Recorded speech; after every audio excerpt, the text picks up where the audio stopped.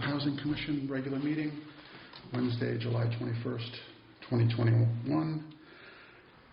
In attendance, we have Bill Belluzzi, we have John Coughlin, myself, Michael Fogliano, Amy Hosier, Jen Miller, and Karen Winters. Thanks everybody for coming. Nice summer evening. Let me just do a quick run through on the agenda tonight. We got a lot of little bits and pieces on the agenda to do tonight. So the first is we're going to do some housekeeping. We got approval of minutes from the 16th and the 23rd of June.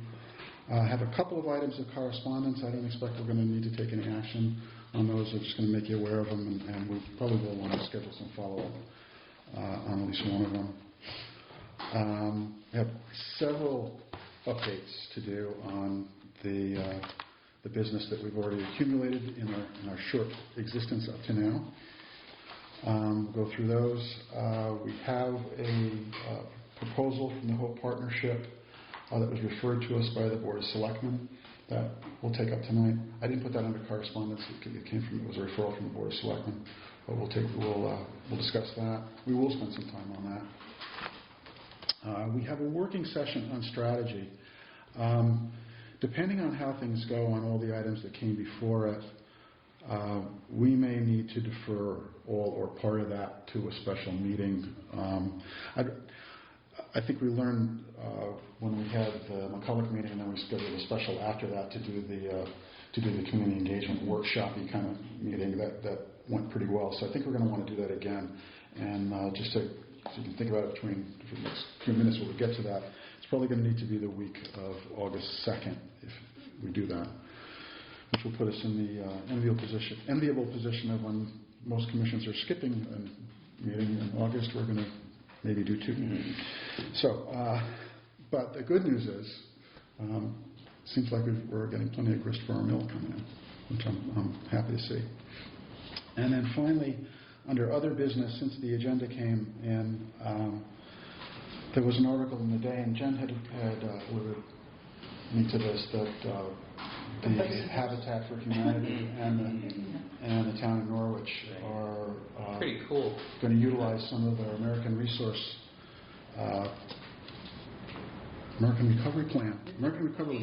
Plan funding that's coming through the state, actually, and that's got an acronym too, starts with a C that escapes me.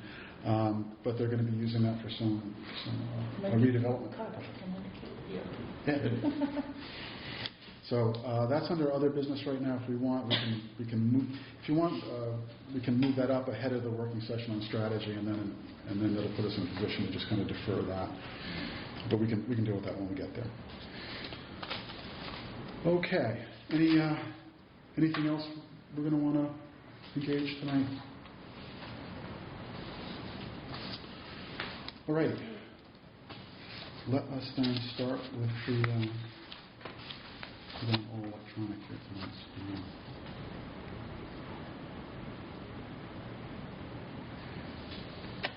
So the approval of the minutes.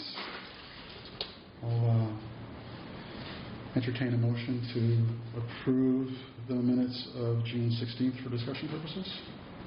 I motion to approve the minutes. Thanks, Chairman. Second.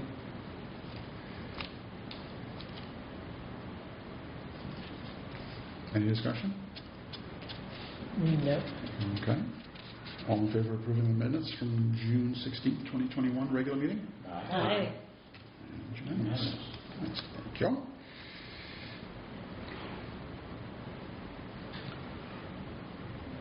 Okay, repeating the process for the special meeting minutes of June 23rd. Motion to approve for discussion? Motion for approval. Second. Amy, I apologize. You're an alternate. You can't. Oh, You can do everything but vote and approve things. but it was just a motion. Yep. All right. So, sorry. No second. Discussion?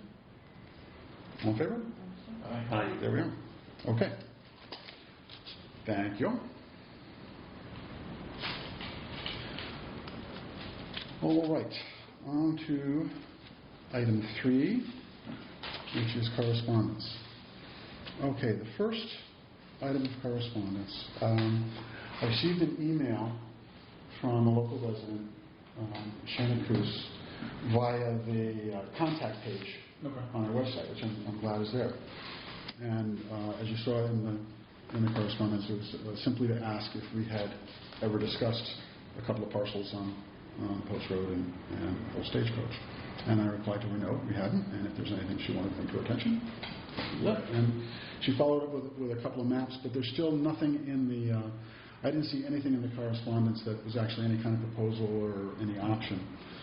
So not much to do at this point. I wanted to make you aware of it and basically see if it highlights one thing for me that will diverge a little bit. So if you look at this item, we'll get to it again. Well, we already got to it under the McCulloch proposal, and we're going to talk about it again when we talk about the Hope proposal. We're a new commission here, but one of the things we have to build, I think, is a process for fielding proposals and options and information like this, and just some sort of understood process where what is the first step, what is the second step, how are we going to engage these things that could ultimately lead up to making some sort of recommendation to the Board of Selectmen and maybe actually at some point ideally Maybe a subcommittee of like 2 people that could bird dog it down and then present. Yeah. Because then it won't tie up the main meetings. Is that Exactly. I think be more willing to do on that meeting. Yeah, one thing we could do for starters, we don't have a lot right now. We could just do a couple as the committee and then sort of feel it out and then spin it off as things settle down. So, engage the collective brain at first, and then as we understood what it is we want to do and how we want to handle these, we can codify it and hopefully we'll have enough traffic to make it worth standing up a subcommittee. Yeah, it sounds like you're pretty interested, though, in particular parcels or family-owned or used-to-owned about getting rid of it. So Yeah. maybe that's what it's about. Maybe it is. So what we can do then is if I'll propose that we invite Ms. Coos in. That'd be great. And cover. I just have to, are we in a position to entertain purchasing land? We don't even know what the question is. Okay, fair enough. So if that question arises, we can take it for the next step. Is that a Coos property? Yeah. So, okay, I will take the action to respond to her and invite her in for a chat. And it'll probably be, we'll get to this, but when we talk about the regional housing plan, it'll probably be September before we get to it. But I don't sense a lot of urgency, even though it's interesting. We don't want it to wane if there's potentially something good for us. Okay, so we'll take an action to respond and make an invitation, and we'll take it from there. And in the meantime, as we're doing our planning, let's keep in mind that we are going to need to have some sort of predictable, repeatable process to engage these. Consistency. Yeah. Yeah. Yep. Consistency and transparency. So it's real. Exactly. So we do it at the same time for everybody the same way. Yep. Okay, so that was the first item of correspondence. The second one was from Sandra Yu, who's on the Community Foundation. And they had apparently had some resources and generated a summary of data that was originally prepared by what was some real shoe-leather kind of research that the Desegregate Connecticut did to actually manually go through a lot of the zoning regulations in Connecticut and classify them and put those in a database. And so the charts you saw were summaries of that data for southeastern Connecticut. So if you had a look at it, there's not a whole lot of news there in terms of what that we didn't already know. But what it does do, I think, is it puts it into perspective in the region, because there are some outliers there that have more permissive regulations that maybe we can consult with and see what they're doing. Essex being one of them, we know about some of that. And the other is, I think it can, thinking about our special meeting, it can feed some messaging into what we're putting together for our engagement program. Yeah, I don't know what the status of sort of the atmosphere is about for as of right zoning versus, come to our zoning meeting and ask for an exception and we'll give you one, because I don't think a lot of people have tried that. I'm not sure, but I don't know. So it would be an interesting discussion. For affordable housing? Yeah, for 2 families. Well, just for 2 families, 3 families, 4 families. Houses. Yeah. The problem is it's not zoning, it's actually going to be the effluent and the water. That's right. I mean, that's kind of the whole problem in town. When you get like a 4 or 6 family. Yeah. So if anyone would like to, I'll open this for discussion if there's anything you want to do short term, but I see a fairly easy path for this, is to incorporate it into our messaging as that goes on. And if there are any hints in there about towns in the region that we could that we could learn from, that's in there as well. But wide open to any other thoughts folks had as they had a look at that.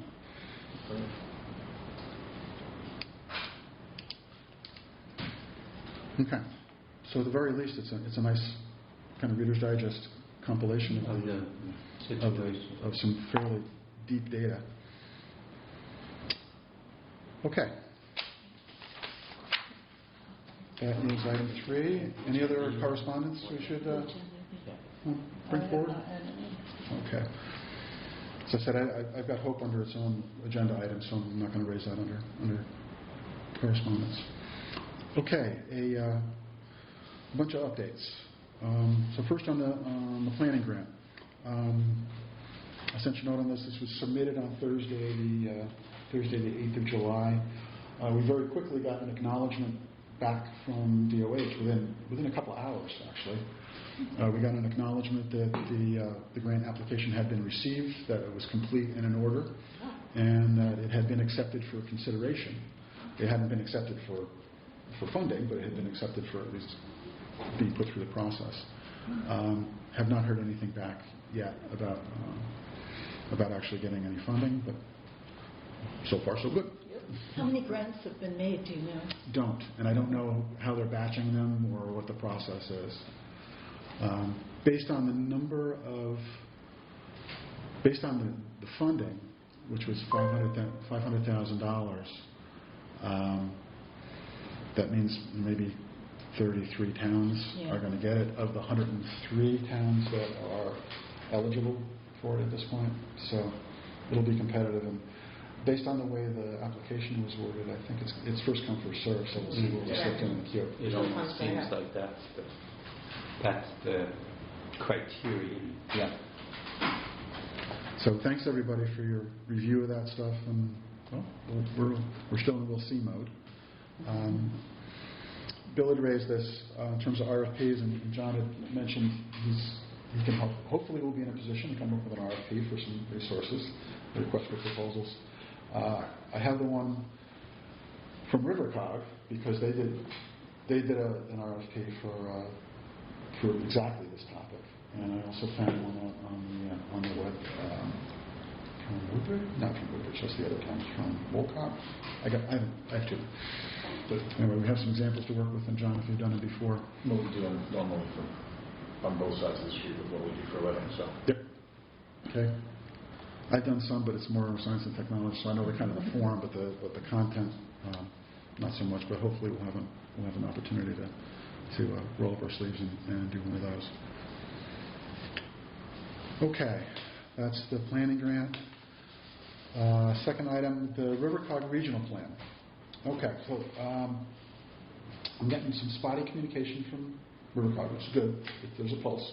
I haven't seen a roadmap yet for what the whole process is going to be to this regional plan.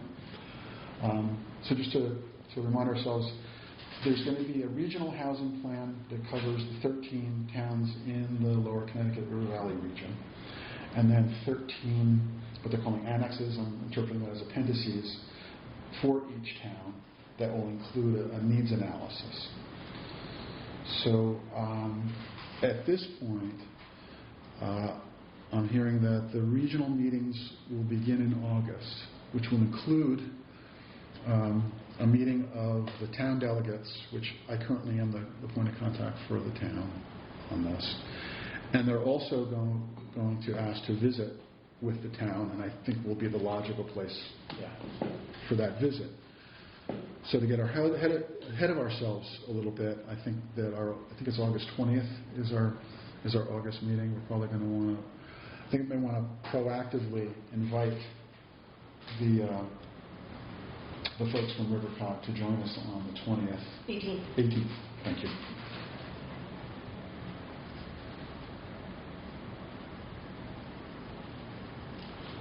So I think my thought was to get out in front of this. If they know they're going to want to come around in August, to actually invite them down so we can manage our agenda.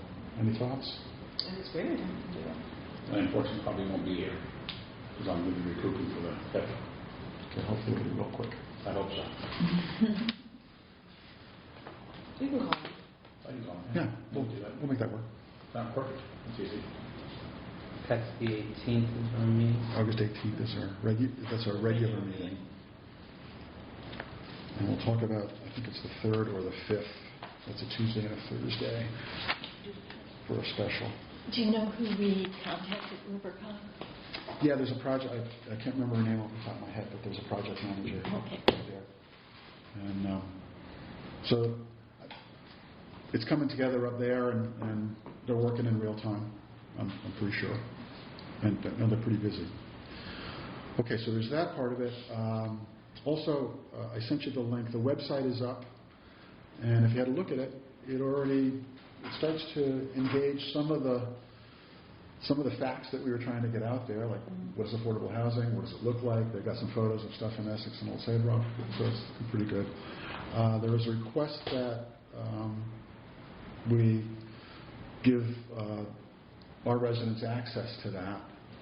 I think we'll want to take a few minutes now and discuss how do we do that. My thought is we're going to need to not just put a link up there and say, hey, look at this. We're going to want to wrap that in some context about, it's an opportunity to say what we're doing, how this fits in. So we're probably going to, my thought is we're going to want to put some wrapper material. Can we rely on the press to get it out too? Do that? We can do that. So. I wonder if that would be,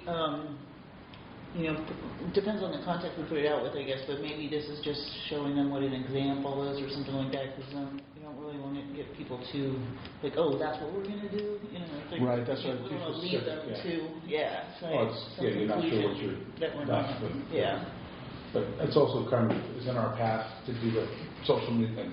Yeah. If we do get some funding to get a company that helps drive our social media, or there's like an affordable housing site, so we can find out any click-throughs you get and some content. Yeah, drive right through it, but they'll, we'll make the content, but have another firm in there. I mean, they're looking for people to take the survey, so and the more people that do it, Exactly. the better high level, right, way to start off to get feedback, input rather. Where people's heads are at, because people are all over the map with affordable housing and thoughts. I think it's if that's going to be something to look at that's there now, I think there's both a need and an opportunity to introduce ourselves and start to talk about what we're doing and how this all fits together. Also how our town is a bit of an anomaly, like it's a unique group of folks, and we should have a unique sort of approach that's very old line-esque. Exactly. And to pick up on that point, John, one of the reasons that Rivercog is doing this regional plan with the 13 is they're going to try and cover towns that aren't doing their own or have a bare bones effort to do their own plan. Which is great. So we're probably going to have a more robust effort than we're probably going to be at that end of the curve of the towns that they're dealing with. So I think and it's important that we drive it what we want to say and what the town wants. Right, for the town, exactly. So my sense is we want to actively engage this and make sure we're using it in the way that's going to benefit our bigger picture. Do you think the survey, anybody else take the survey, send the survey in? I did. I have not yet. It's, I'm trying to remember because I did it a few days ago, which is a not new, but newer problem. It wasn't threatening. Do you agree? I did. It was kind of odd, but that was a couple of days ago too. So In other words, it's not something that, it's something that maybe sooner rather than later, without having to do a whole lot of stuff, maybe, I don't know, just, I guess, how we're going to say that we exist. And I don't know where that's going to, how that will unfold. The fact that the commission was approved a couple of months ago, when it was in that, what is the quarterly? You have to forgive me, everything is new to me, but that quarterly little magazine that has a bit, that has, there's a section that Tim did, and in that he talked about some of the, so that was announced that this was happening. Since then, I don't know how much is out there. I don't think a whole lot. Right? Very little. We have our webpage. We have somebody found the contact form, which is good. Right. That's awesome. Right. And that's where I think we have the blank page, and I think now here's an event that's actually going to give us the need and the opportunity to introduce ourselves. And you want it to be as positive as possible, but I don't think it needs to be include everything that we're just if you even got people to say, one of the first steps is we're working with RiverCog. They will be, we are required to have a plan. We will be, whatever it might be. And one of those steps is getting input via this survey, which they will tabulate. I guess they'll take it and tabulate it by town. So I don't know. Just a thought of it's a kind of a sort of easy, painless way to. Well, we want somebody who paints a narrative of who we are Exactly. and what we are, because I think, frankly, And why we're here. and exactly Right. it's where it's Oman. Because if you go down to Bridgeport or Milford, or there's a lot of different towns around here that maybe on the water, on the shore too, but it's a different pulse, a different vibe. Yeah, I agree, Bill. I found the survey was fairly benign. Almost. I don't know how much information they'll get from it, but nevertheless. I don't think we're going to get enough information to make any, firm, hard decisions. But I think it may give us a sense of which way the wind is blowing, and gets people talking a little bit out there. So it might be at least whatever we're able to put forward in whatever way we're able to do that, including that survey as a reasonable first step might be a good thing to do. And that survey is just the beginning of their needs assessment process? Yeah, and as you look at what most of the towns that have gone through this have done, they typically, I think we talked about this at one of our early meetings, to start with a survey. So, but I think our challenge is going to be in general, and the opportunity is going to, as we work with the region, is just to make sure that it's in the context of what we're going to try to accomplish here. Yeah. And also that the 250 people that respond to it Right. next, all those questions on demographics, or depends which 250 people actually end up responding to it. That's about the average, I think, of what the HRIC got from their surveys, was a couple hundred people responding. Okay, so Would there be any way to boost response somehow by putting something in the paper? I don't know what, but I think we boost it when we would put it on. People go on Facebook. Yeah. Pop up. You're the queen of that. Did it have a closing date on it? I didn't see it on it. I didn't see it. I didn't see it. Well, we'll go back and look at it, and then we can figure it out during either our strategy session or when they come to us on the 21st. Hopefully we can, on 18th. 18th. Yep. Stuck in my head now. I was just being silly in my head. I said, just put affordable housing and start digging somewhere. That would get lots of attention. Over by Cherry's down. Put up the sign. That was one of the first places I Michael, thought. just a second. I'm just looking at my notes now. I'm confused. So the housing needs assessment, RiverCog is going to conduct. RiverCog is going to conduct a housing needs, yes, For all for the 13 region, towns. with appendices for the Each 13 town. Okay. towns. And I don't know, it'll be late breaking, I think, in terms of the June deadline for the 830J plan. Do you know what they're going to include in it? Is there a template? No, Okay. not yet. But these are questions that we can ask when the project manager visits us. Good. And in the meantime, I think we can go along and not just ask what it's going to be, but we can think about what's needed. Now, when we do our strategy workshop too, I think we can talk about how does the needs assessment fit in order to drive our strategy, what information is going to be useful to us, and it can really be a two-way conversation we have with the region. I think we can help them too formulate their plans if they have a commission like us who's thinking about this and what's going to be useful, and tell them what we're thinking. I think that'll help shape the process and not just necessarily have the template sent to us. So they're doing that housing needs from the demand side. On the supply side, are they also looking at inventory, zoning, and that kind of thing? I don't know. Okay. And I don't think that didn't come up. The state has a lot of data on that. I think there's probably a lot of data from the supply side because of the Realtors Associations and things like that. Yep. Yeah. Have a real pulse on what's going on with markets and housing. And from the supplies, from the demand side, there's not a whole lot of information. That was a big gap for us when we were on the committee. That was a gap we knew we had, and as we were kicking the can down the road to ourselves, and we knew we were going to have to catch it. I have something I'd like to jump in on, if you don't mind. So I approached the facility in Eastline, the Rocky Neck Villages that they're building for affordable housing. I had a lengthy conversation with Isabella there, who's very approachable. Do you know that the only need that she's having, the real interest that she's having for those places is not for the income-based ones, but for the market rate?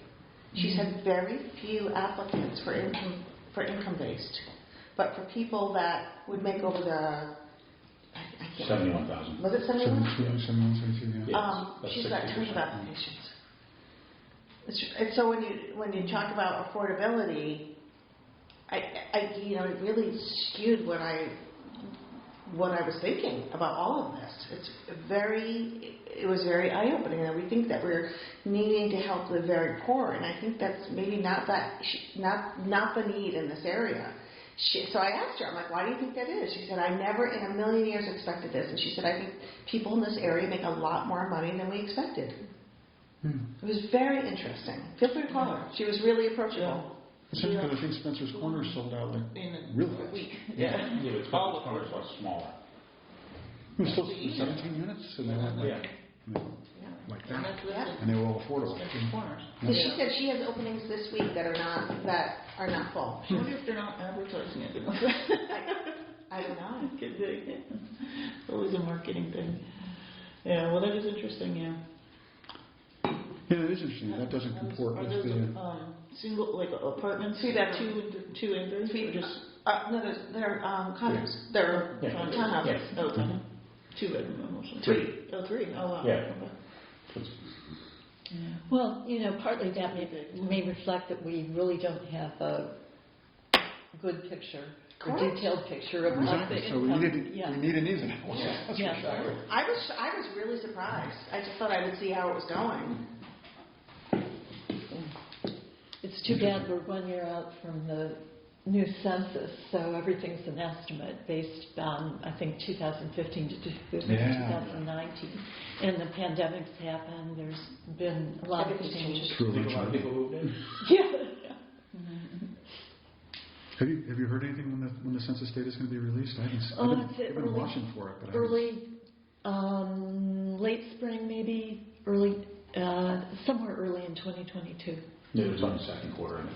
Oh my goodness! So That would be more no aggregate results. The detailed results would come out slower, which is a problem. perfect timing to be not useful for us. We will have already made the moves. Well, we'll do the best with what we got. Absolutely. Well, I mean, Karen's doing some research on our own. It's great. I was just curious. Yeah. Yeah. But that's important information to know. And it may speak to some fine granularity to it too, because if you got in Essex, they're selling out in a week, and in East Lyme. It's saying, send me anybody, tell everybody. Yeah. Interesting. And thank you, Karen. All right, so why don't I skip over McCulloch for right now, because we're kind of on a community engagement thread, and just see if there's any updates on community engagement. So so we have an open item coming up then that I think intersects with the community engagement piece to integrate the regional plan into our presence and use that as an opportunity. So we're going to actually need some content for that. Yep.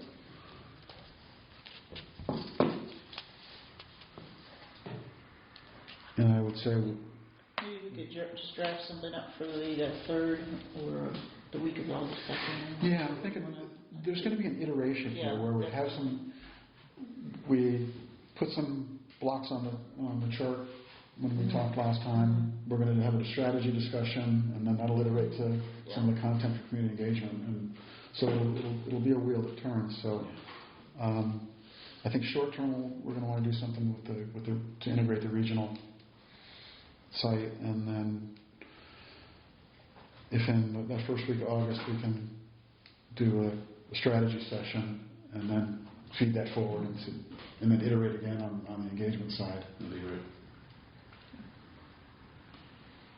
But other than the regional stuff, I'm not aware of having new content now to incorporate in.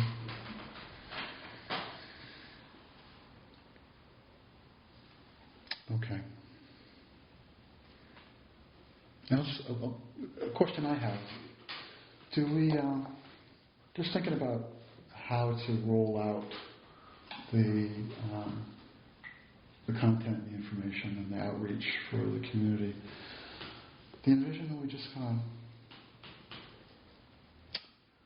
trickle it out there, item by item, and build it slowly, or do you envision that we would have some kind of event to I think probably capture a attention? slow rollout, and I think using social media stuff. A lot of people are out and do the Facebook stuff in town. I think it's a really good choice to put our toe in the water Yeah. and feel the temperature. before we- Gradually educate, a little bit. Yeah, That was my instinct, but I just wanted to kind of... Yeah, the Look barrage that out there. may not go well. Okay. It's also a lot to digest. It is. Yeah. Do you know what other towns have done? I mean, do they have websites, perhaps? Yeah, it seems like the playbook that has been used is the survey, a site not unlike the Backrounder website, and then some public sessions where there's the stickies and the whiteboards, and I think we saw that on Halls Road. So it's I'm not going to say it's tried and true, but it's not the first time it's been used. Fine. Yeah. So at some point we're going to want to not just tell, but we're going to want to ask. Well, we want to nurture positivity, and that's really what it is. And it's about the town that's grown out of the town. Well, I think if it's a smaller segment, a little at a time, we can redirect. Yeah. And we can also get feedback saying, oh, guys, we don't like that, okay? And we come back and go to the drawing board and go, Correct. let's steer the ship, tack, and steer the ship a little differently. Yeah. Well, I think in the beginning too, a lot of the energy will be around the McCulloch property. Yeah, which is because great. Almost everybody knows that. Yeah, that's super where- positive. Two houses on 3 acres each is beautiful. Okay, so we envision kind of a rolling. Yeah. Wait, apparently we've got approval. He's all right with it. No, go faster. Good. And as we have something to announce, we can Exactly. actually announce it. Okay, good. So are we at early August? Are we having some kind of a meeting to talk about that kind of strategy? Yeah, that's what we're talking Yeah, about, a it's- special session. I think we're going to need a Like special a special meeting session just on... just for that, like we did with the engagement last time, when we had the meeting about, we had some business to do with McCulloch and other Yeah, bookkeeping, right. housekeeping, and we did that, and then we had a special meeting just for Yeah. the brainstorm, more the brainstorming Right. workshop-y kind of. Which is great. So we That's want to probably the continue that Well, I know we picked a date. Oh, we did. For, August 2nd, we have a date? Or about Either, we're looking at August 3rd or 5th, I think is it, because the 4th is the Wednesday. 4th is Wednesday, and unfortunately, Yeah. August 5th, now there's a Board of Ed retreat, so I have to be at that too. So August How 3rd, about this? Third is... Tuesday, August 3rd. I actually have to bow out, I might be in the hospital. You can still zoom in. Oh, can you zoom in or not?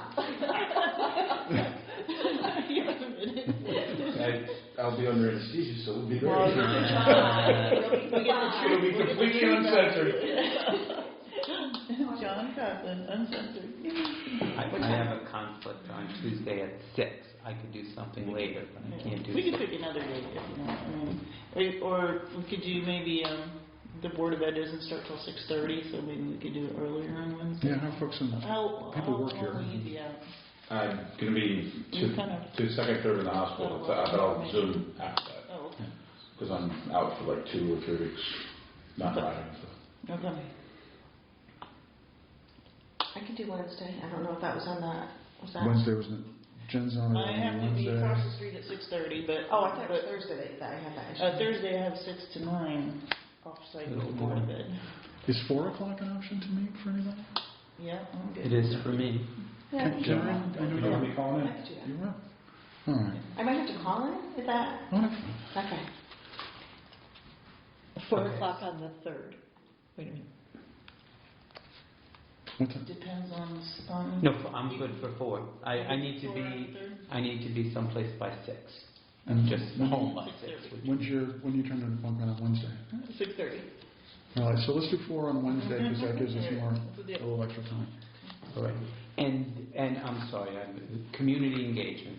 No, this is the This strategy, is the strategy working session that we're probably not going to get to tonight. strategy So for creating the plan overall. for the plan. For the Okay. plan, which is going to feed right in, I'm like, which is going to dovetail with So we know what to. what the content is for community engagement.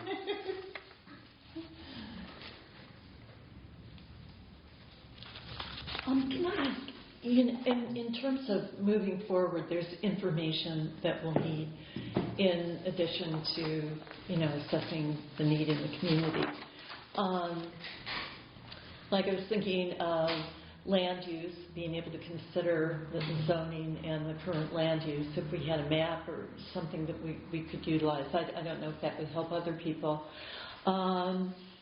And any review or summary of the current town administrative processes for review, for approvals and things like that, to just get all that straight. I'm being relatively new, the two of us in town. I feel kind of... If you have some time, you may want to go to the building office and they'll walk you through the whole process. Oh, cool. That's It's a great super, idea. super, super helpful. Okay, great. Dan? Yeah. Yeah. Dan Bray is just... Anybody who's in there will help you, but there's guys, I mean, when you walk through a process of building something online, they will take you step by step, say, hey, and educate me, and they do, Oh, great. and they know it really well.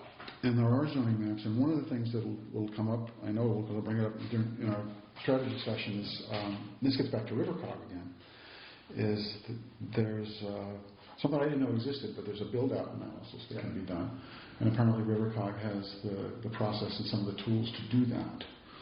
And also the zoning maps will be shooting at, they what you want. What is the Sure. build-out Okay. analysis? It basically looks at the level of development you have in the town, your current zoning, your undeveloped land, and models out Wow. how it could go. And it's also based upon resources that are available, the water, sewer, the rest of the demographies, things like that. So I don't know exactly. So Pretty cool. I become aware of its existence. I don't know exactly how it works, but we know, and Rivercog Yeah. has the tools to do it apparently. So it's another item to bring up when they come visiting us. And it may not be right on the regional plan, but it's something we could do on the side. Right. When Maybe we tried to something. piece it together in the exploratory committee, that would have been so helpful. Yep. Although it takes a while. And it also takes, it may be something we want to direct some of the data analysis funding that we might get from the state to. Yeah. So if we get this grant, we might be able to fund it.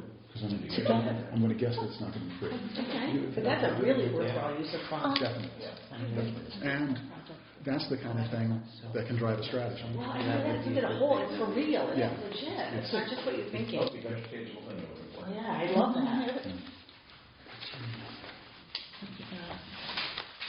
Okay, so that's the community engagement. Anything else on? Okay, so we'll now talk about the McCulloch family open space option, just following up on that. So the last information I had when Karen, you were there, we attended the Board of Selectmen meeting. That was the one where we got the approval to submit the grant application. I also raised the close the loop with the Board of Ed, Open Spaces offer to fund the site testing for the 2 building envelopes, and at that point everybody was on the same page. The Open Space Commission was due to meet on the 9th of July to actually approve the funds formally. I haven't seen or heard if that actually came to pass, but I haven't seen or heard that it didn't, and I expect Amanda would have said something if Right. not, but I'll keep an eye on that. Pretty good about that. Yep. So, my thought is that it's not too soon to start planning for success on that, not just in getting the testing done, but in the outcome of the tests. Exactly. And the next step on that is going to be to come up with those criteria. We want to put ourselves in a position to evaluate proposals that come in. Sure. So we're going to We're going to have to grade it. That's going to be a build committee. We'll have to basically say, here's what we've got, what do you guys think, and invite people in. exactly, and then come up with some of the questions that we have that need to get filled in. Exactly. So it's going to get into that what do you want, what do you got iteration. And What's it cost? yeah, And what's it cost? yeah. We've already identified we need some more thinking on what the options are for handling the road. Anything else that comes up in the site testing that needs to be dealt with. So we're going to need almost a checklist of things that a successful proposal will have to solve for. Yeah, I agree. And my thinking at this point, given the way it's gone so far, is it's not too soon to start. I don't think we necessarily need to wait for a successful site test and having the 2 envelopes be confirmed as buildable before we. Well, I mean, anything we establish now, we can certainly use for any other Move forward. project. Yeah. Yeah, so the overall process will be good, and some of the details maybe not, but. So, on the long list of stuff to do. So just to clarify on the going forward process, though, this is almost a one-off, isn't it? Because we're not going to create, or we may not be creating a housing commission per se, where we approve. No, building things. I think the end product. It disappeared into the. Oh, there it is. Into that rug. Wow. That's good. Come all the way this way. Camouflage. Anyway, I think the end product of this one, and actually most of it, since we're not going to approve projects, Right. our work product is going to be a proposal and recommendation for the Board of Selectmen to Exactly. actually undertake. How they get in, Yeah. how they get input, they and start. then how they get Yep. a decision. But at least we're going to have a vetting process that, Yep. so that we can invite people in, we can get a couple of proposals, we can take the 3 best proposals or 2 or whatever it is and provide them to the selectmen and have them make a decision which one they want to go with. Right. So we learn what needs to be solved for. We But we want to make sure it hits all the buckets that, we, envision that our committee, would like it to hit. Yeah. So it's a rich recommendation of Exactly. we want to do this and we do it this way, and here's how we recommend you engage these issues that are associated with it. Demography of people we're looking to try to hit. It's really important. And have that be, as you said, Karen, consistent Yeah. and repeatable and transparent. And tweakable in the future, so if it doesn't, like for instance, the one that Karen's talking about over there, where they're not getting the reach because they're 60% income, maybe make it 80% income, or, there's enough different, we can tweak it and, trim the sails as we go. So, Well, there's a slight issue with that is that because once you get approval from the state. But project to project. Yeah, No, but that Yeah, project would be yeah, one okay. standalone, Yeah. and you do the next one a little differently. yeah, gotcha. So then it gets budded off as a We basically- project that goes along You on its own basically path. break it down after it's over with what went well, what didn't go great, and then make it better for the next time. You know, as we always do, you know, in business. Continuous learning, remember that? Oh my God. Close the loop. Just like parenting. There you go, Jeff. That's not continuous, though.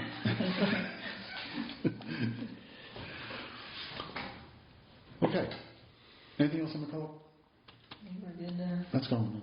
I'm really happy that we at least got her off the ground. So far, at least.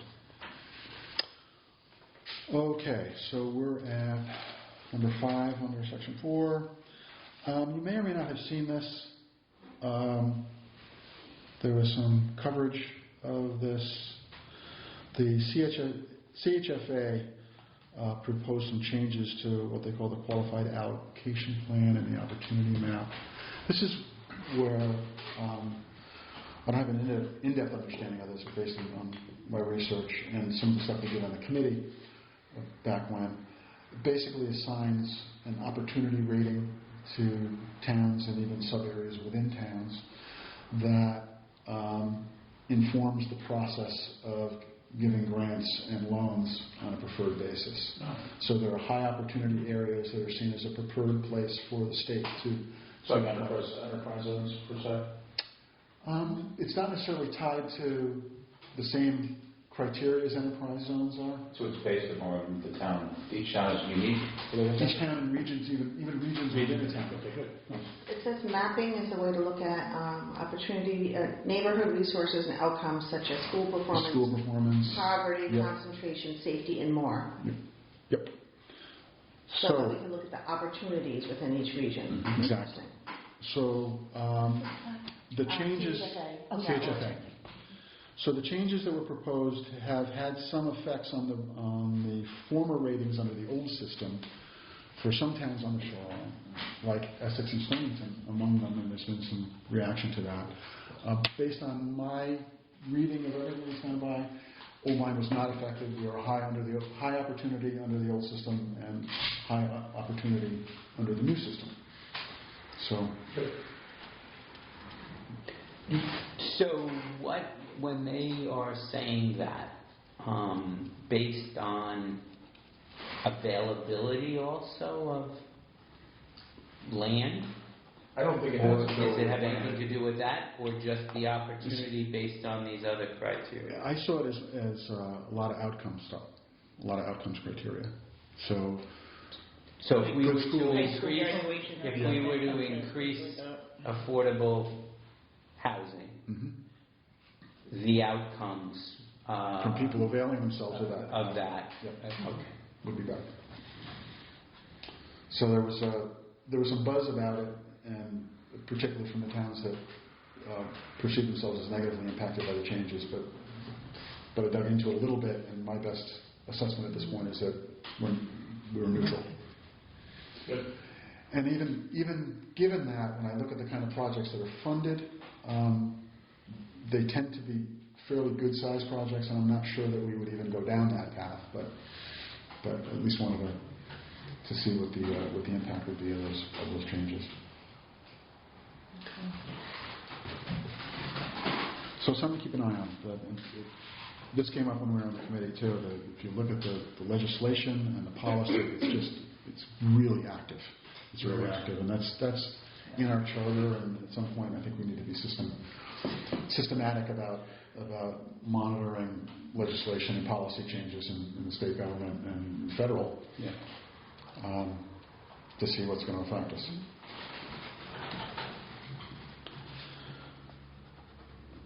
Okay, I don't think there's any action required on this one. That was a FYI.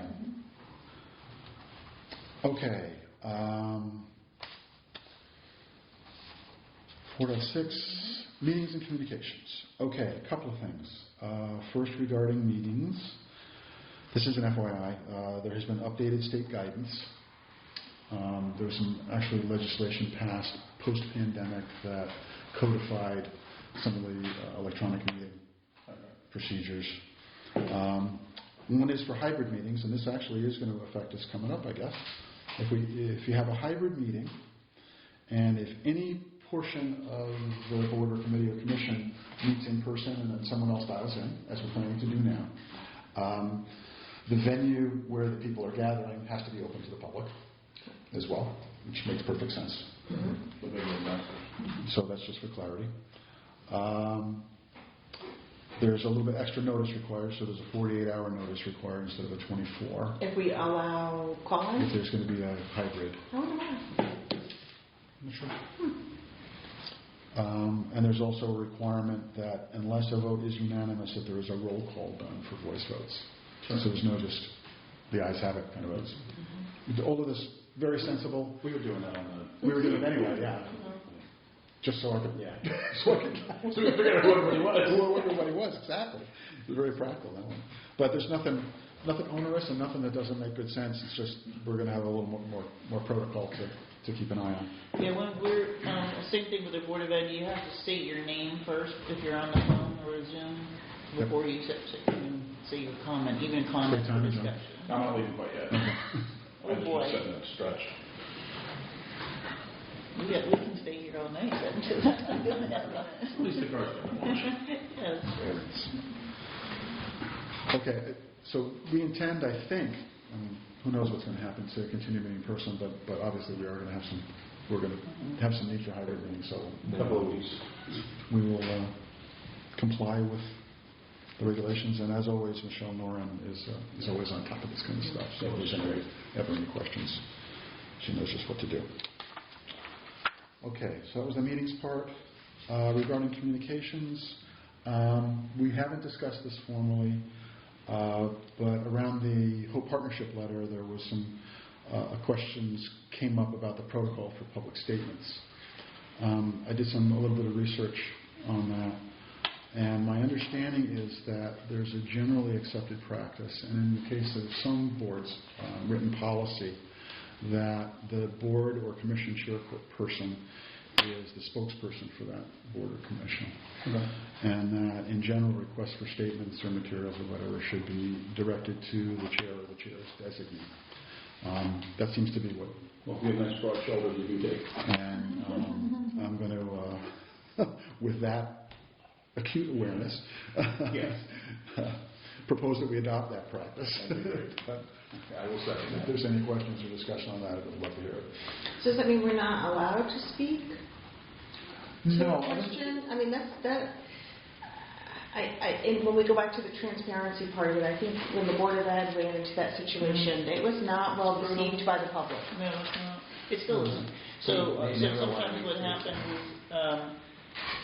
is, so our, for instance, this is just an example, though, so the superintendent is the spokesman for the board. Sure. So he's not an elected official, or he wasn't, nominated for a position, but he's appointed by the board. So there is a little confusing sometimes with that, but it gets into such detail, which Mike would know all this detail, whereas over there, the chair wouldn't necessarily know be able to field all those questions themselves.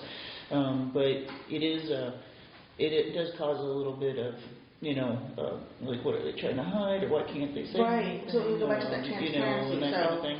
Yeah, and we're all in the same boat where we are private citizens volunteering Exactly. to serve in a public Arena. and a public role.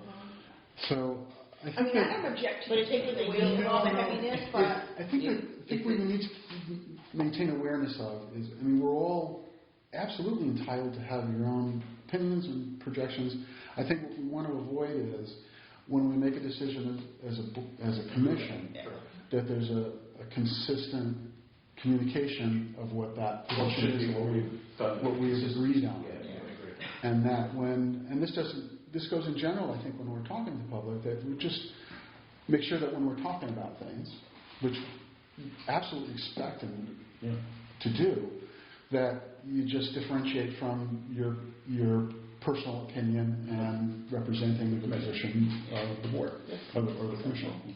So it's... And the other thing, Karen, to your question, maybe this wasn't your question, but like if people come to us, during our meetings and ask a question, Like you, I think, can choose to say or not, like, have a discussion there. Like the zoning board always has discussions. They have people calling in kind of all night long sometimes, and some of their meetings go for hours because they do it, try to answer that person's question in the moment or address their comments. Whereas on other boards, you just get a thank you. And there's no dialogue. Yeah, there's no dialogue at all. So I don't know if we want to have a balance. Right, so it's of a that. public comment, it doesn't mean it's an opportunity to have a debate. debate. Not a public answer necessarily, but are we generally speaking in these things about official public comments and official statements? So, I mean, statements to the press, statements to, if somebody asks, what do you think about something, it's a different thing. It should be a single thing. Having been a superintendent, Right. you were the one to answer, and yet people were free to give, or sometimes there was something in which there was a vote, and the vote showed that it was, what were we, 7, so it was 4-3, and and it will say who voted what, and so on. People could talk about why they voted what they voted. I think it's really more about what the public statement is from the commission, that we're careful to do that. Correct? Yes. And I think this would also apply if someone from a state agency called. Yeah, anything official. Yeah. I think more. And not that you should run your mouth off if it's just to a neighbor, but anything that's in that official capacity, we shouldn't be speaking our own. That seems to be the general practice. Okay. So, and it makes sense from a consistency standpoint. But should not be seen as a muzzle. Well put. So, Do we need a vote on it, or we're just... I don't think if we agree A working actually on it as a working practice, I don't think we necessarily need to establish a policy at this point. And I'm actually glad it came up now, because as we get into things, this may become more frequent. So I just make sure, any other questions, concerns, discussion on this, and feel free to bring it up anytime. I'm glad we had the opportunity to chat on it. Okay, so that was almost an hour's worth of updates there. Which brings us to item number 5, which is the letter that came in from the Hope Partnership containing a proposal to transfer properties to the town.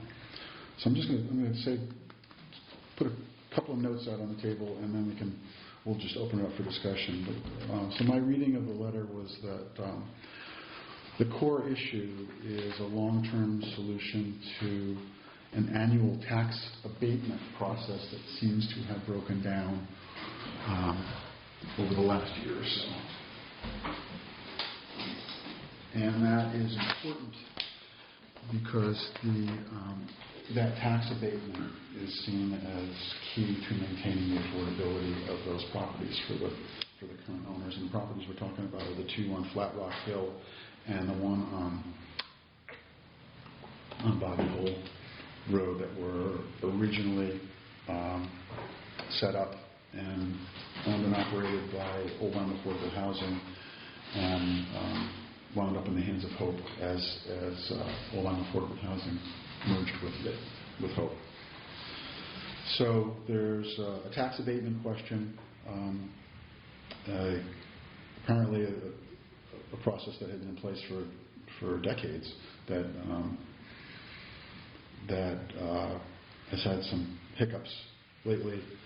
The suggested resolution suggested by Hope was that the properties be transferred to the town, with Hope maintaining responsibility for the property management functions and for the affordability certification of the owners. The requested timeline is prior to their next annual budget cycle. I haven't verified this, but if they're on the same cycle as us, that would be June 1st. Are they in October? If federal, it would be October 1st. If they're state, it would be July 1st to June 30th. Yeah. Okay. So in any case, we're probably going to want to have some sort of recommendation in place for the autumn. Yeah, I think so. We don't want to win or sit on this. There was a suggestion that I read in the letter that this would be likely be a prerequisite for Hope considering any development of the 2 envelopes on the McCullough family open space. To have this straightened out, which makes sense if there would need some predictability on how that would go. Not that they have been engaged on that at all, but it was raised in the letter. Presumptive. Yeah. And then in thinking about it, I think we have a short-term need, hopefully at least to get this year and the next fiscal year straightened out, and make, even if we don't have a long-term solution, to at least find a way to get the abatement put back in place, which has already been in place for years. So it's not like we're suggesting changing something. We had an assessor change. Yeah. So that's it. And I think that may have come out when the Hope property was big discussion for Neck Road, because when I went to go see Melinda about the taxability of the properties, she was unsure of what the process was. So my guess is that she dug into it and made some changes. And we got a change in first selectman too. Yeah. Correct. So, A lot of changes. But I have to say, are we discussing it? Or are we just the last thing I was going to, I think we're going to want to do something short-term to get us to stay on the budget cycle, and if there's a recommendation to preserve the abatement, which if it's coupled to the affordability, I think it's something we need to really think hard about. And then there's a long-term where we're going to have we'll have to explore some options. I don't know what they are, but it's going to open it up. So with that, whether that's a permanent abatement, actually doing a transfer, or coming up with some kind of package that would include the... Do we know what the flavor from the first selectman is? No. Board of Selectmen? I think we probably should start there, don't you think? I mean, are they asking us for our recommendations? Yes. Okay. Yeah, I would. Yeah, He sent it was for the referred to us, recommendation. so I don't think we need to... Okay. So one of the things that I have to wonder is, why is it difficult for them to do the abatement process? So they missed it in 2017. It sounds like that's when it was established. And again, it was problematic, but they've managed it each year accordingly. So why is this a problem? So why don't... Where was the breakdown? Right, and that was a breakdown for 2017. So perhaps there's a waiver that needs to be put forth from the selectmen, but the whole process doesn't need to go away. There's nothing wrong with them doing the paperwork, but they're reluctant to do that. They're reluctant to continue that. And I wonder why that is. Now, I don't know if they don't have the technical process laid out, or if they don't know if they have the permission to do it. Why wouldn't they have the permission if they've been doing it since 2017? The changes... But the changes happened prior to that. You know what I'm saying? That 2017 was the first year they got taxed, and it created an issue, understandably. So then it goes on to say that if the town took ownership of, and I wonder if they'll maintain the rent of the property and the insurance, but if they're not capable or interested in doing the abatement process, then how can they manage that other process? Why would you do half of it? Why wouldn't we maybe set something up in town, again, that we take care of it, because we are looking to grow our basket. So we're really looking to add units for affordable housing. So every time we run to Hope or something and have them deal with it, or we can almost deal with it maybe as a subcommittee for the town, I don't know. So let's back up one step and just say, before we get into the long-term solution and the technical... I'd just like to get a readout on whether we think having the abatement makes sense still. And my thought is yes. I think definitely. But that's the spirit of what it was set up as. Exactly. Yeah, so this goes back to the Foggy Hole, was it 90s, right? Yeah, 90s. Yeah. So it's nothing new. It's been around a long time. Yeah, it just seems And more of a it's a procedural error that changed during different And what administrations. is it just in 2017? So all of that time, there was no tax on that land Prior to that. Correct. without any paperwork or anything. Right. So 2017, and is that when the assessor changed? I don't know the answer to that. Okay. I don't know Well, what's she ready to clearly break. feels that she doesn't have the authority to do it. So, the question is, Right, but 2017 was the Right. only year that was a problem. Clearly they've done the abatement process in 2018 and Yeah, 2019. it's just, So, I guess the point that is being raised is not that it's They don't want to so do it. onerous, Well- but is it, what is it seems silly. If the To do a process year after year for an abatement of taxes to which you had never intended to be collected in the first place. I don't think it's a problematic thing. It's sort of a. It's sort I of think you're closing the loop. Basically, it's you're asking for it. You're granted it. Move on. and it's rubber stamped. But the thing is, you just need the paperwork to back it up. Right. I don't. But each year, Yeah. like, do you think that There may be some statutes which we probably should check with the assessor. There's something there probably. unless the town owns And that's why I'm saying if you pull it back into town ownership, it makes all the problems go away. That's what I'm saying. Yeah. So I'm trying to look at it from the perspective of, it seems kind of silly, I understand that, and there may be a statute that they have to do that, Yeah. unless it belongs to the town. Exactly. And is there any downside to it belonging to the town? And of There course- absolutely is. Yes. So, Well, you'll have to be a steward of it. Correct. So You're there collecting is rent. the property management, and I think probably a bigger part of it is actually the financial qualification of affordability for anyone who occupies. But they're not asking to give it. They're not asking it. They're not, Yeah. right, so we would need to ensure that, But I think we should take it back. I think we should take it all. If we're going to take it back, I think we should take it all back. meaning what? That I'm not there. I think we should take the insurance of the property that they're responsible for, and well, Lime does it comfortably without That works issue. very well. Right, and take hope out of the process. If you want to give it back to us, that's great, but we'll take it all back. We're going to manage it all. Thank you very much. It came from here. It belongs here.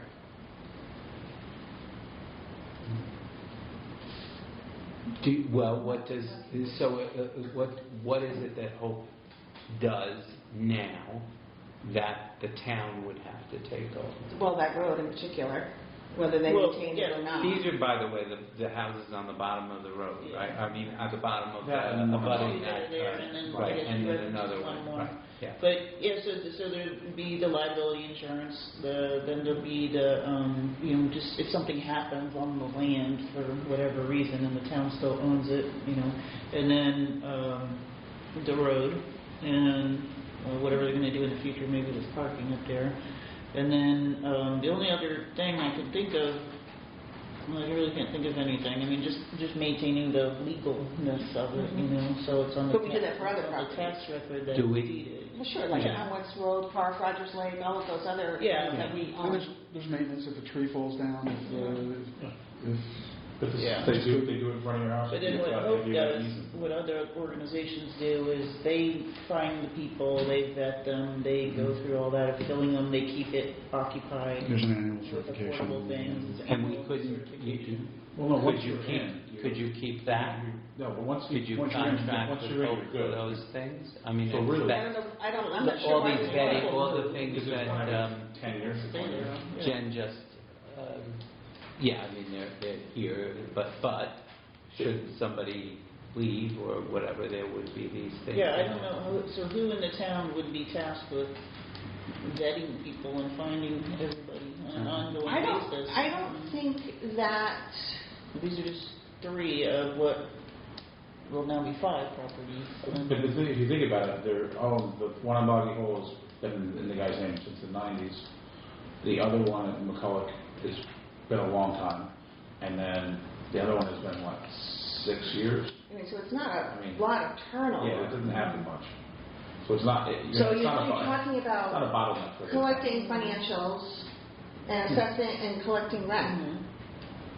And that's a function you maybe just get a consultant to do, you just, you need it, you got just an ad hoc person you pull in and they do it. But why wouldn't you want a volunteer organization, a nonprofit Sure, to do that, but- instead of paying somebody to manage the property? But that's fine, so That's then what they do. we own the property and then we actually reach out to, something like that. But we bring them back into our fold. And maybe somebody in the Right. town maybe that's something that the town could put in someone's lap. But why are Lime does we it. so anti what's already established for? It's not, Hope? just that they dropped the ball in 17. What else is, I mean? Yeah. I agree. Hope That's- did I wonder drop the why ball, it's the gotten to town. that point. The tax So why wouldn't they assessors just do did. the abatement and move on? That's what I'm looking at too, and if if there was a hiccup in a single point, which is just doing an annual tax abatement, Right. then it doesn't give me great confidence in adding more property management, No. financial qualification At all. onto the load. That's how I Okay, feel. great. Okay, so... And we're talking 40. No, I mean the town. The town. No, I'm not talking about the town. I don't feel like the town did it wrong. The town? The town contacted them and said, listen, you got to do this, and you didn't do it. If you read between the lines, it's sitting here since 17. I didn't read. Why couldn't you figure it out since 17? That's my concern. We maybe need to dig under the hood here a little bit. Yeah. But I'm saying, okay, there's an assessor change, and maybe there was a statute where it was an overlooked thing, where the new person came in and said, we really have to do it this way. You do it by the numbers, and they dug their heels in and said no, or didn't. Whatever happened. We don't know. We're not Somebody, privy to that. whether the town government or Hope, let's figure out who did it, and then we'll figure out how to move forward, probably, I'm thinking, right? Well, my question is this, over a 2017 tax bill, which I don't think they should have to pay, quite frankly, No. but it's not my But decision. I don't think it says that they're they, doing just in an fact, abatement I every don't, year. and you say maybe Right, I don't know why read they between the wouldn't. lines. But that's what It it's sounds like they have been doing it. Do we know they haven't been doing They it? must not have done it in 2017, because that's... No, it said It says since since 2017, Right. we've been required to fill out to request the abatement, which is administratively burdensome to both Hope and the town. You could argue whether it's burdensome, but it sounds like it's being done. And then we believe that we have a proposal and the ability of our small organization to continue this process. All that's debatable, but we believe that we have a proposal that might work better going forward. So I read it that they've been doing this each year since 2017. Never did it from 2006 or whenever it started. And then saying, especially now since we've got a couple more properties for which Hope may be interested in working on. And that their Maybe understanding is this the is assessor has indicated that she does not have the authority. to- that she doesn't have the authority, which she's correct. She can't You just have to check say. with the assessor and find out what changed Yeah. between, and that's the first step. And I'm then- sure the Board of Selectmen has done that, don't you think? I mean... I'm not sure of anything, actually. That's true. I mean, if they did, and I know this, it's always no good deed goes unpunished, but if they did take over that road, it would solve a couple of other Yeah. a couple of I'm other wondering problems. maybe so. what would be the benefit for the town to have them do this paperwork when they weren't doing it all in the past? Maybe there's something at the state level that changed or something with taxes? Just might have been some anomaly with something with the books where they sort of got overlooked and they made that statute change. Yeah. So I wonder if when she writes that other towns, like in other towns, is that what they've done? The town has well, bought like the Lyme property, has certainly done that. but the town hasn't bought the property in Lyme. No, Lime. Oh, they do own it. Yeah, that's kind of the Lime model is very good, actually. They do a very nice job. Lyme manages everything with their first selectman. And what was his name the other day? Steve and somebody. Steve Matson. Yeah, but the other one that's on the committee. I'm going to excuse myself. Thank you. Thank you. Thank you very much. Just let me know about Good luck. Thank you very much. Appreciate it. Yep. Yeah. I had 2 done. Piece of cake. Awesome. I like to hear that. If that a bad story, we want to hear it. No, I wouldn't tell you. Yeah, so maybe we follow up with the tax assessor's office and Yeah, I think- see what it was specifically this sentence means, and then gives a little more comfort level, and then we can follow up pretty quickly with them. Yeah, so Yeah. it sounds like we can give some feedback to the selectmen right away that we think it's important that this gets resolved and the abatement is restored.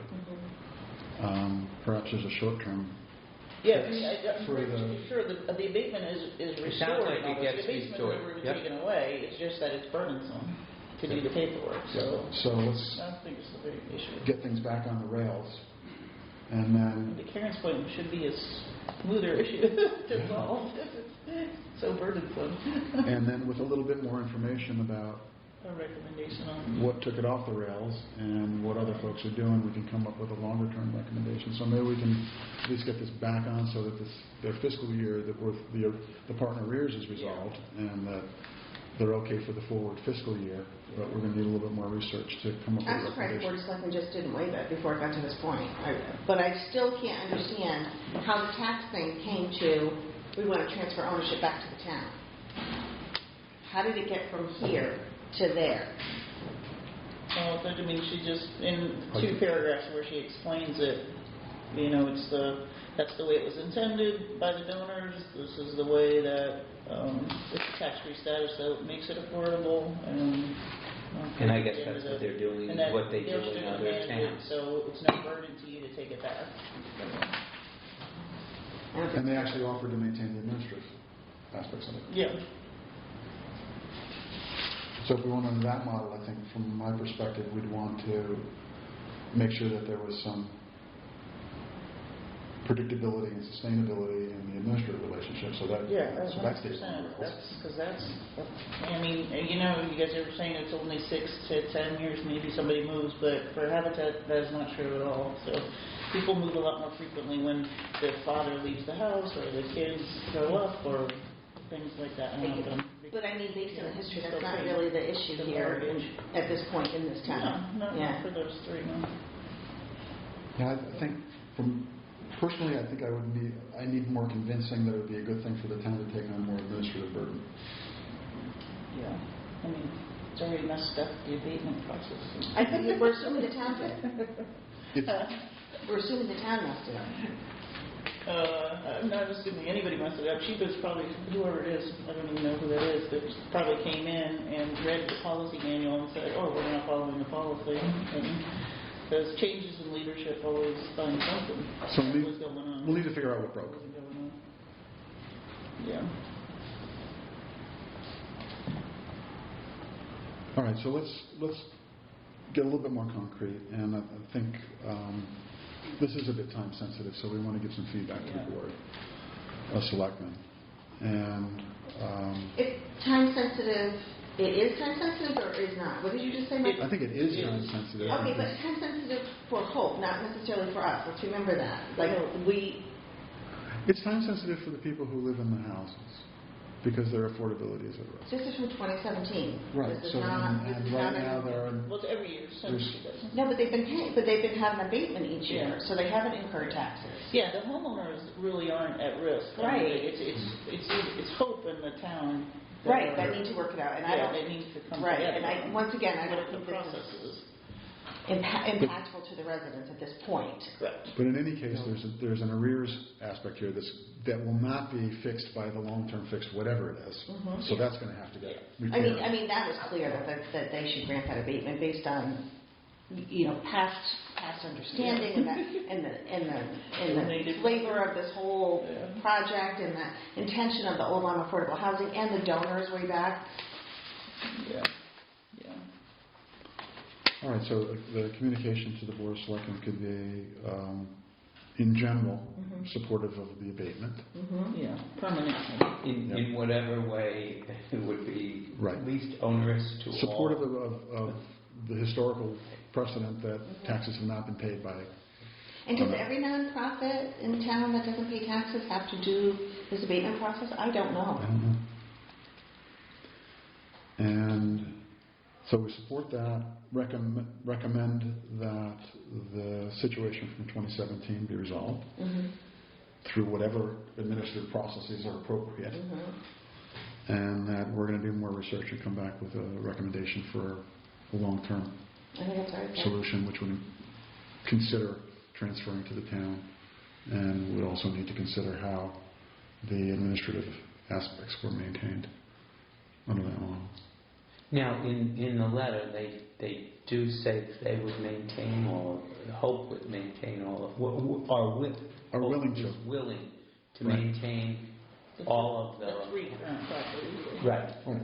So the situation would then be if the town took the properties, the responsibility for the maintenance, the accountability for the maintenance would be with the town as the owner, and Hope would become effectively a contractor, a partner for it. Right.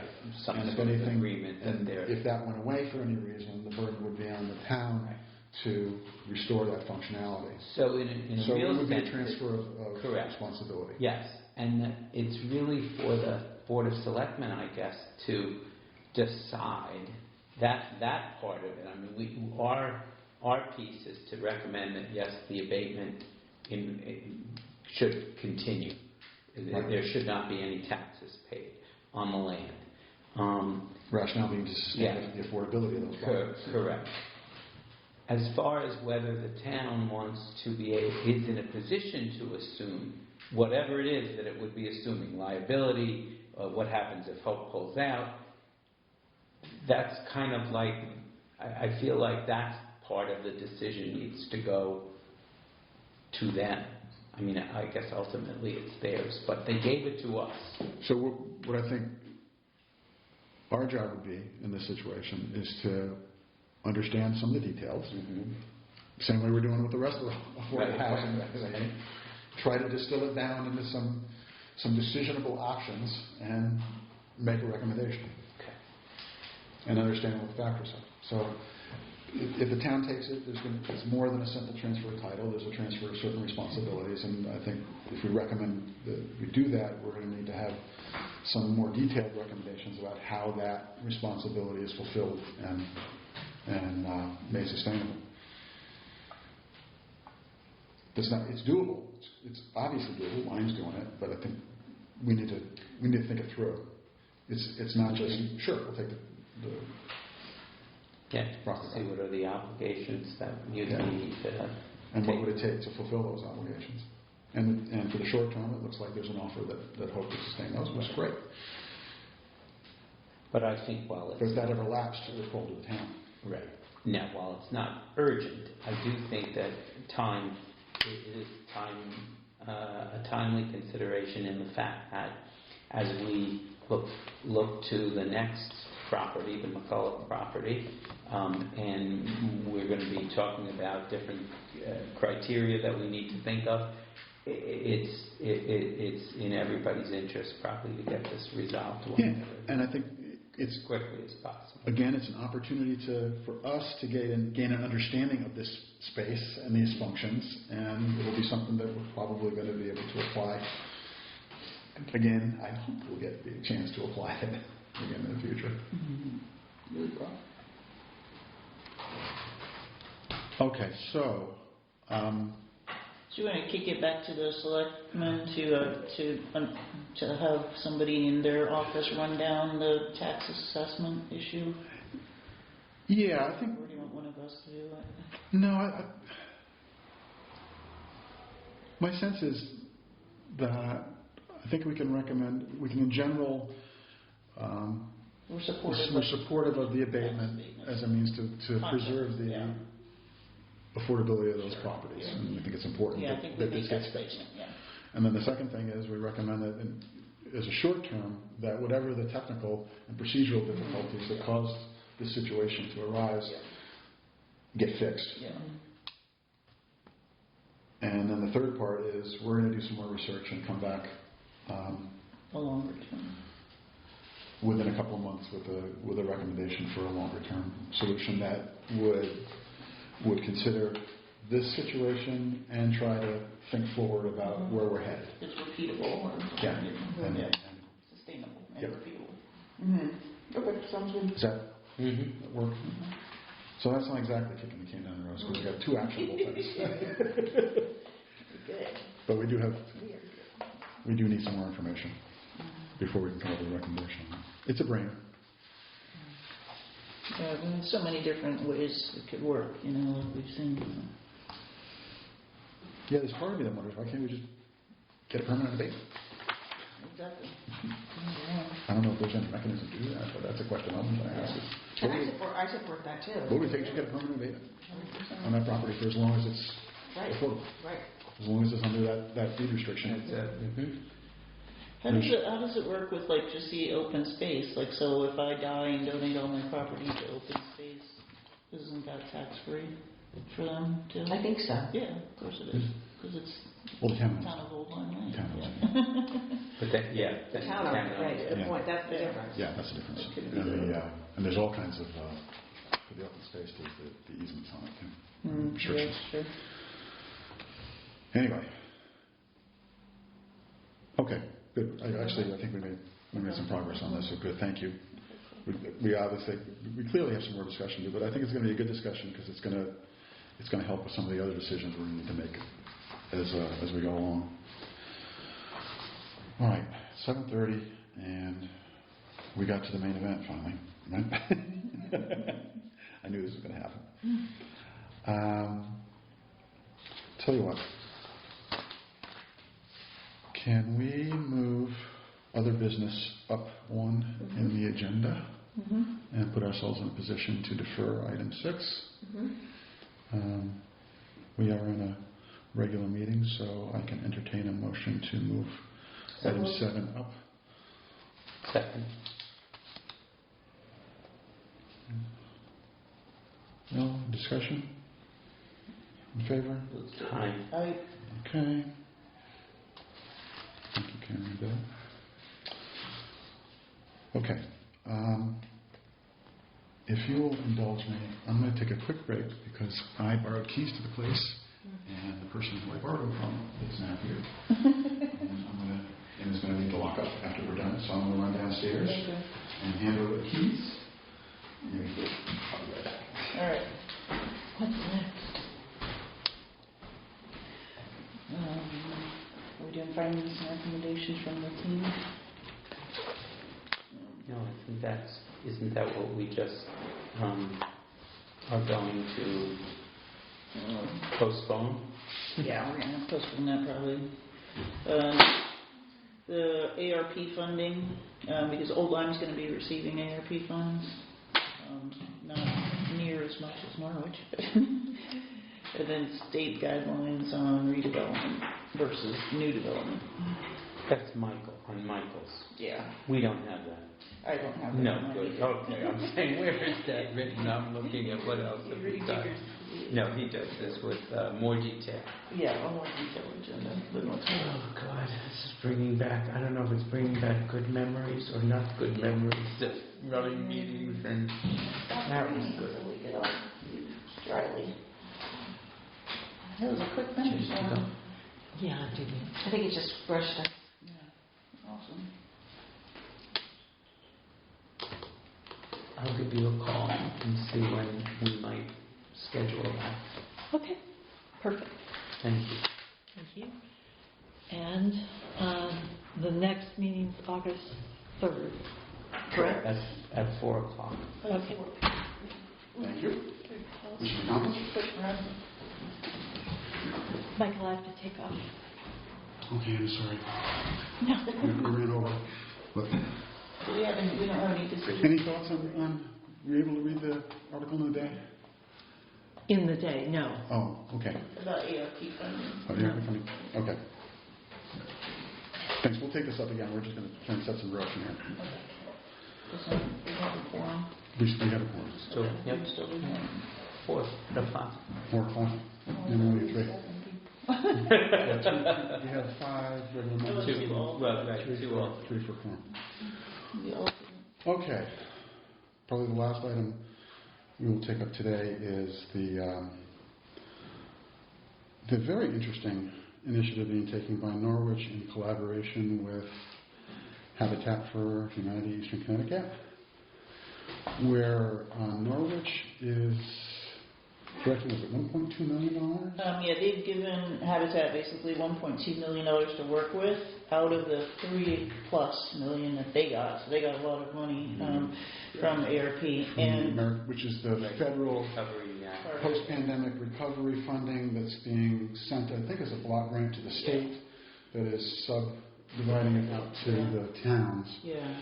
And So they're working with them. Well, I'll just describe it quickly. They're working with them to look at a couple of blighted areas in Norwich specifically that they've already specified that they would like the blight Yeah, rebuilt. that's really like rehabbing some of rehabbing the kind areas. of Yeah, it was a good article. in a block. And then also using some of the funding to just help other people fix their place up, current homeowners that are on the lower affordable spectrum, contribute money to help them keep their houses fixed up, and so they don't have to move out and things like that. So there's 2 pieces to it, and there's probably one more that I'm forgetting, but it just happened just like that. The first selectman of Norwich just called up the executive director, and they just discussed it as a great idea, of course, I'm not going to turn that down. But we have so many projects in Norwich going on already that it was kind of a, they're used to working with the city of Norwich and the towns around there, and we have a 14-house development going up there, and so it's a really good opportunity, but also helps Norwich with some specific goals that they have to, instead of tearing down things, just helping people fix it up. So that's generally the gist of it. Yep. And what's kind of cool and clever about it is that the state guidelines for use of the ARP funds do not include any development, but do include redevelopment. Yeah. So it's within the recommended scope of the state guidelines for these funds. Yeah. So a little bit more background. So O-Line will be getting some ARP funds. I don't know how much. The Board of Selectmen is in the relatively early stages of organizing for how this is going to be administered and allocated and eventually spent. Here's a little more background. I can't remember what year it was, but it was probably 4 or 5 years ago. Do you remember, Karen, when the blight ordinance was up for discussion? Which time? The most recent one. Because I feel like it's never moved forward. I mean, it was in Bonnie's realm that, I mean, they actually had the written blight ordinance, but it just got pounded, and I don't think it moved forward. Certainly, we would have heard. But what is out there is that blight keeps coming up in different forms. It came up during the discussion on the plan of conservation. The problem is that we can't identify it. How do you define that? And that is the problem. And I know... Take pictures and, no.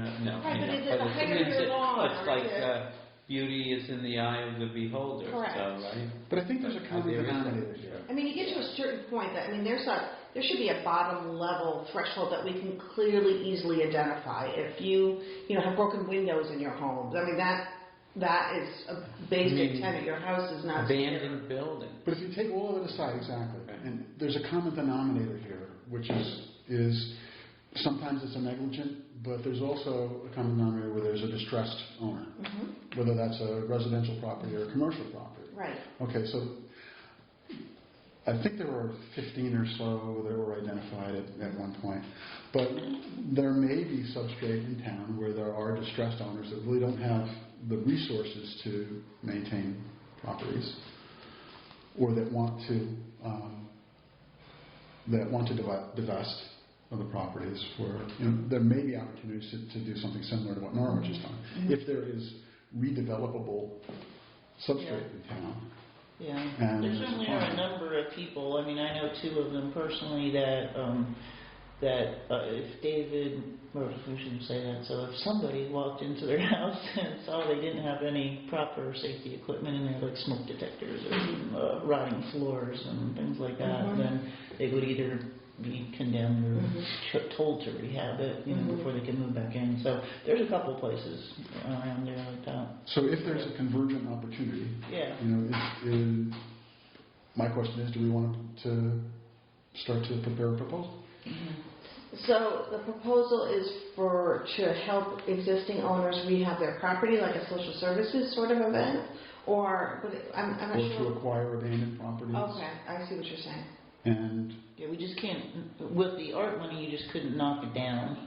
right. So It's got to be it redeveloped. have to be, I don't know So you if can that say the means, same footprint. Footprint, Right. yeah, I'm thinking the same footprint, We'll but I go don't into know details, but technically I get- what it means.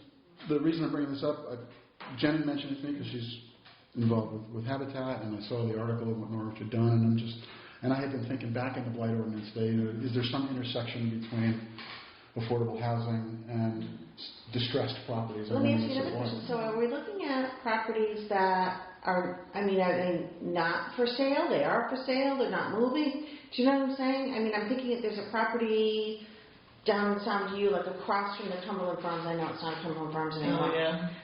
Do you know what I'm talking about? It was going to be a Hooters at one point. No, it was going to be, it was Dawn, I thought Dawn Root owned it for a while, and I think she sold it to Dr. Clark, who was a dentist in town, but then she sold her practice, and I think the Clarks still own it.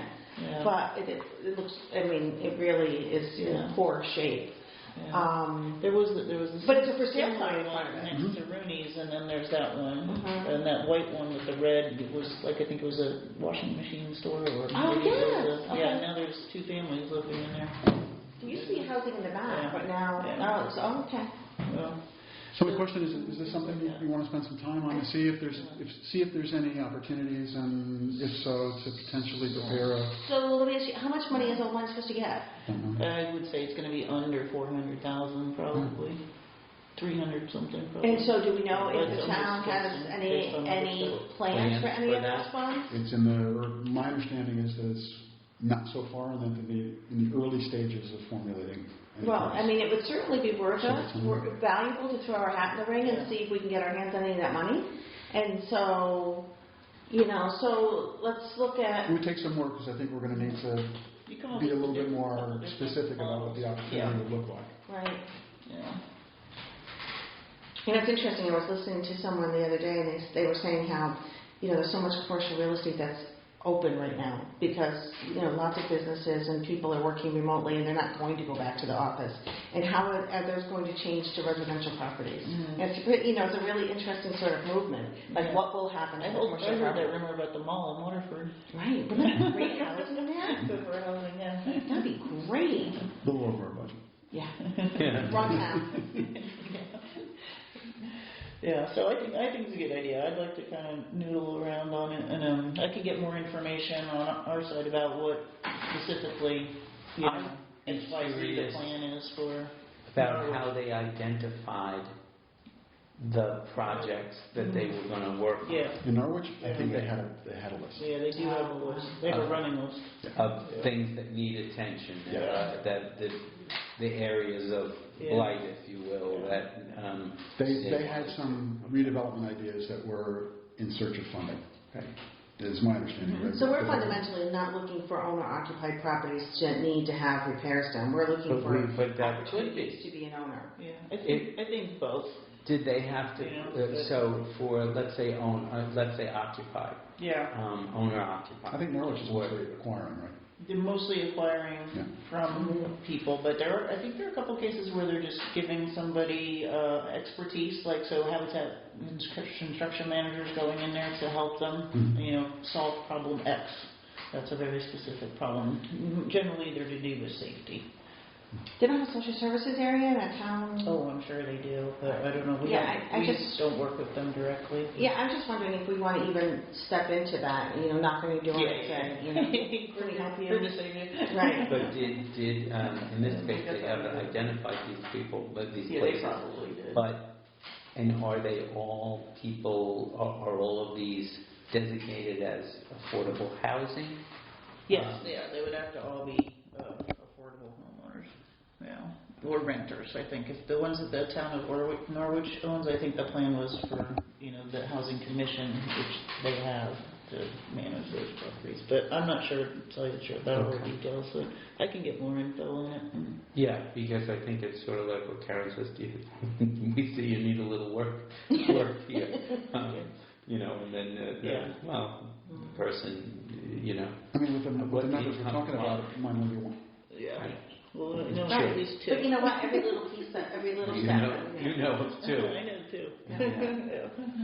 And it's absolutely true that we're not going to accomplish what we want to accomplish without having our eyes on all different avenues. Yeah, yeah.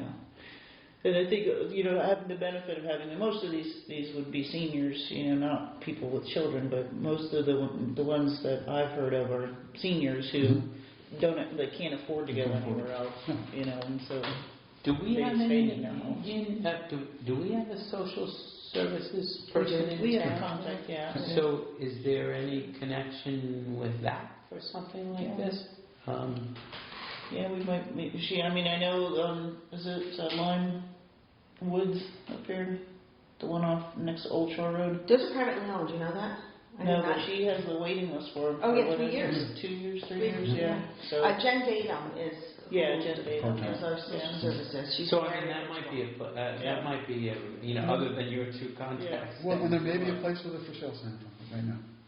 Yeah, the one down on Shore Road is. And it's not like, as I said, with the funding levels we're talking about, it's not going to be 20 properties. Yes. Yeah. Maybe one, Yeah. maybe. Maybe one, yeah, yeah.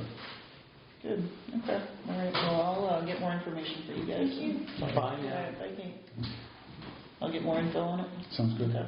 And we can start cobbling something together. We'll put this on the, kind of our running agenda, Yeah, and I'll keep tabs on Okay. what's happening with the process and the downstairs. funding for here.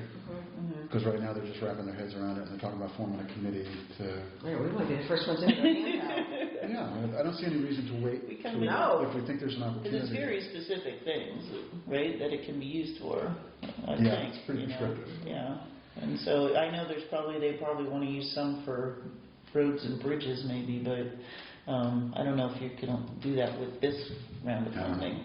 That's the next infrastructure bill funding. I'm sure there's going to be plenty of folks that are going to look at that Yeah. bottom line and want to Yeah. have ideas on how it Okay. could be well spent too. So. Yeah, cool. All right, so we'll put this on. Yeah. Our update section is going to start to dominate our regular meeting. That's agenda. right. But, you know, That's okay. that's something okay. to keep Then going on. grist for the mill is a Only your good thing. third meeting, right, so. All right, so to make it official, we will defer the working session on housing strategy until, what did I write down? August 4th at 4 p.m.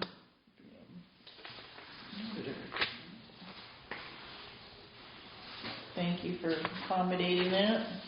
Thank you for Wall, who's going to join us, for being willing to do 2 meetings in August instead of none. Yeah. But we have a lot going on. That's a Yeah, good thing. I might want to figure out how, if John is calling in for that, maybe kind of Yeah. set it up. Yeah, and who else? I think Amy With said this, she. and Is Amy. Amy who's going to call in? No, I think she's good. Is she gonna- No. Yeah. Yeah, when there's one person, sometimes you can sort of do a video. Yeah, Whether have a seat at the table. because he's got a lot of good input too, you know, from Or a cardboard cutout. Yeah, right. those.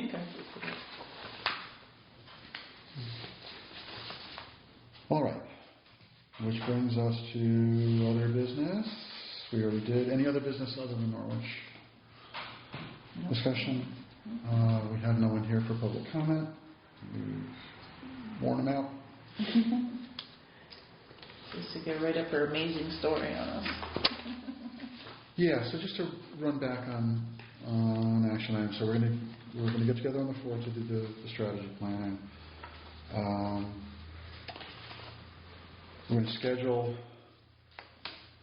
We're going to schedule Rivercog For the 18th. for 8/18. We're going to need to come up with some ideas, at least, on how to integrate the regional website with our web presence, at least initially on the town website, and then also use that as an opportunity to introduce ourselves and And the where we're River headed Parks and what lines, we're right? thinking, Yeah. and add that context. Okay, then there is some And feedback. then we'll do that for the 3rd, right, for the conversation on not the 3rd, the 4th? Yes. Yep. Okay. And then there's the feedback for the Board of Selectmen on the HOPE proposal. And I guess in the background, we have just some initial thinking on a potential proposal to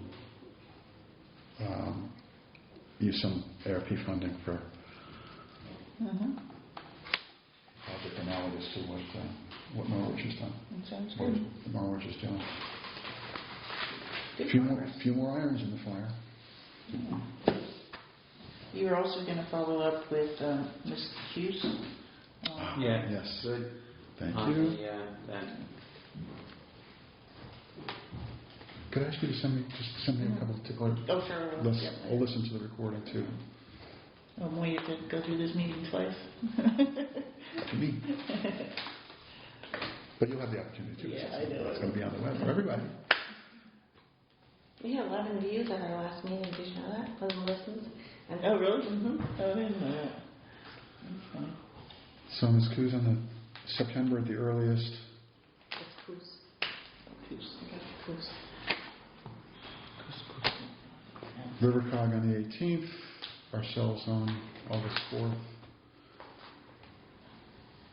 And notes to the Board of Selectmen. Okay. And if we had a whiteboard or a bigger block of paper or something for that 4th, Yeah, it we're might trying. be a little more visually helpful. Could just throw things out, then kind of. Do they have resources in the town that we can use for stuff like that? I think there's, I can get some from across the street if we need a whiteboard. I thought there was one downstairs. We had the screen, but was there a whiteboard? I'll ask. Yeah. Michelle knows all. Okay, yeah. I'm sure this, So, I'd be surprised if there wasn't one accessible to us. yeah, Okay. I can get one. It is that time. Motion to adjourn? Okay. Ms. Winkler? I'll second that. Any discussion? None? All in favor? Aye. All right. 7:45. Sitting That's here early for looking at this little Audubon, I get it now, Audubon